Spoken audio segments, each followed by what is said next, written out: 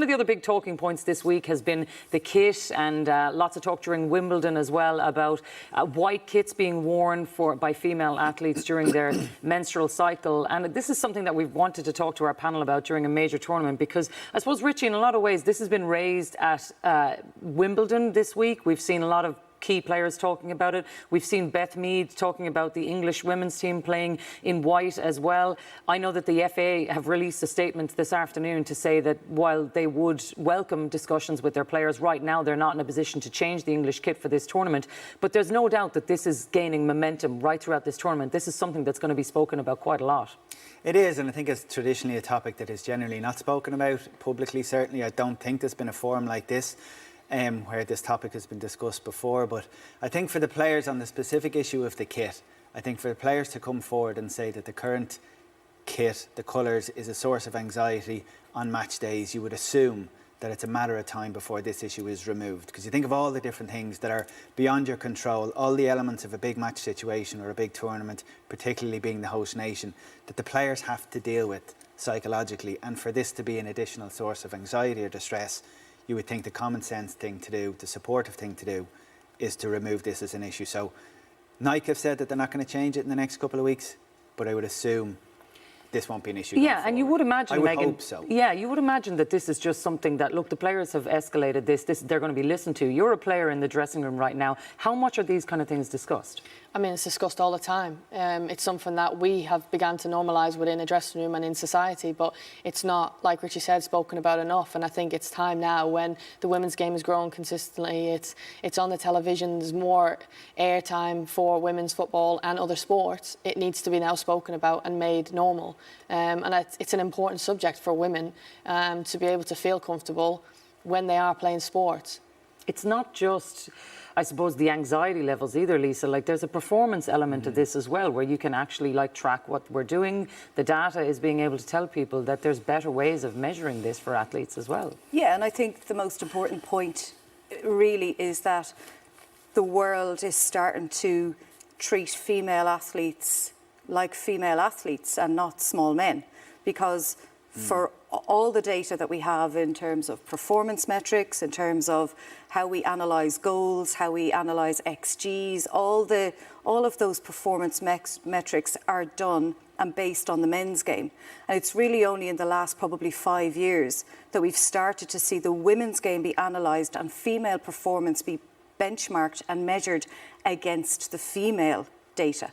And that's really, really important. And I think, now, obviously, I know the menstrual cycle tracking was a huge component for the USA women's national team when they won the World Cup in 2019. And I went to Chelsea just after that. And at Chelsea, we had the same system there. And the players every day logged their menstrual cycle, where they were.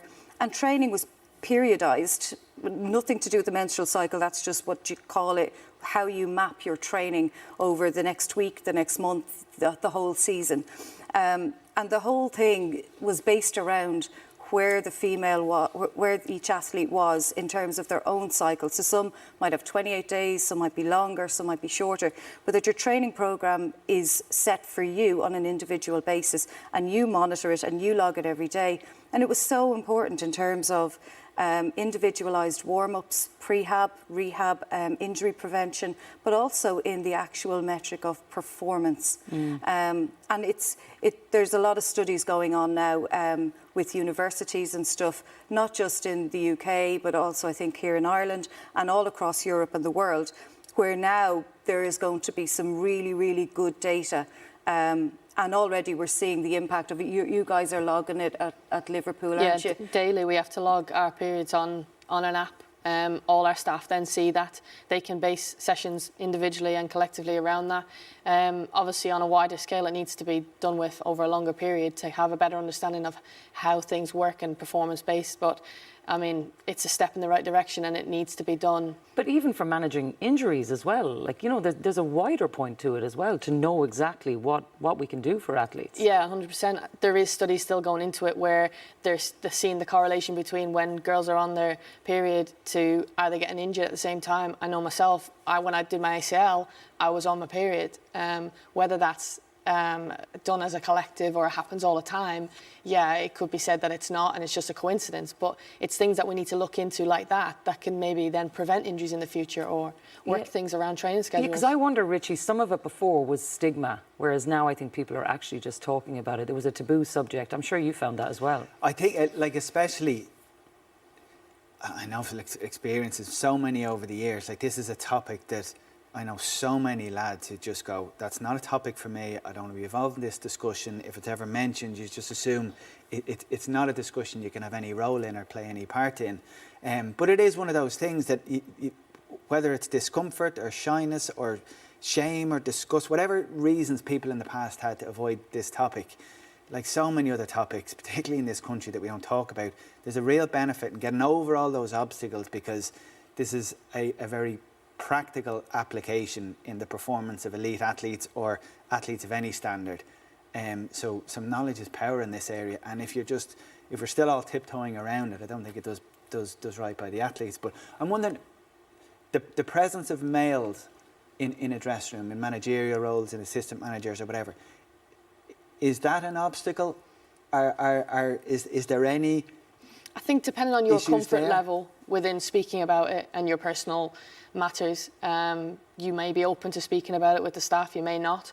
I know if you feel comfortable enough with it, they're open to speaking to you because they have the knowledge, they have more knowledge than you will around the situation, and they're there to help you and advise you and improve you both as a player and a person. So I think on a comfort level, if you speak about it, then it's more like you would start the conversation. Right. There is obviously female staff in majority of women's teams now that they can be the person that you lead to, and then they'll pass the message on if you don't feel comfortable enough going to a male figure, whether that be your manager, coach or S&C as such.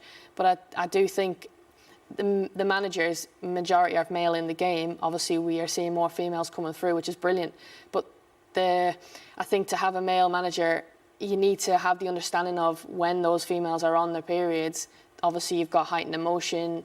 Obviously, the injuries play a part, and it's like tailorizing their programs around that.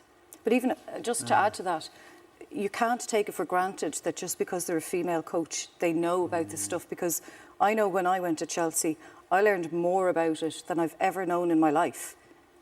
And I'm a female. But I didn't understand or have any comprehension really, apart from my own experiences when I was a player, of what the real impact of it is on your performance or your potential performance. That little adjustments that you can make for your nutrition, your sleep cycles can be disrupted. So your recovery or your training can be just changed each day, just modified a little to take you. If you haven't slept well, then they modify it a little. Or, you know, there's different changes, and also certain exercises there's a certain 1 week in the cycle where you're, due to the hormonal balance, your flexibility and your laxity in your muscles and your joints is looser. So it changes so much. And I think anyone who works with female athletes has a responsibility to educate themselves. Yeah, well, look, it's a really interesting subject. I'm sure we're going to come back to it a little bit later on.